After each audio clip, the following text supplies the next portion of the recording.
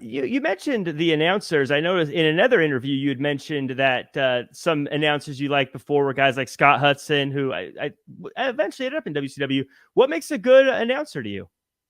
To me, Mm-hmm. a good announcer. Now, I haven't heard everybody. I mean, there's a pretty good amount on mainstream, and I'm sure there's some in Japan and Mexico, and even some indie shows. But I got to say, hands down, that tandem of Tony Schiavone, Jim Ross, and the Masked Man. Excalibur. Excalibur, thank you. Yeah. I don't know why that eludes me, but let me tell you something. It's perfect.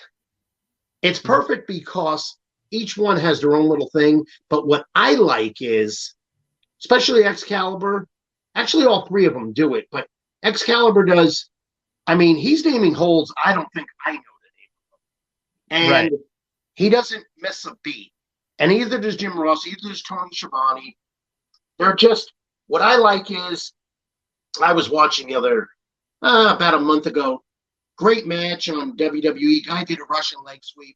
They went right over it. They didn't mention it. They didn't bring it up.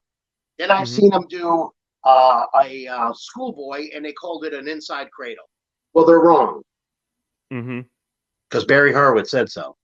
Right. I know my holds. I know the moves. I do them.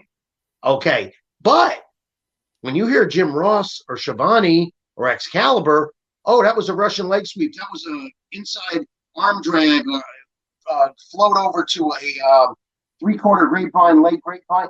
Okay. They're going, and people like that. Some get lost, but your hardcore fans, historians, friggin' get off on that. I do. Yeah. I do. And, or how about Jim Ross going, maybe the leg was attacked. 3-4 minutes later, boy, I hope that quad is all right.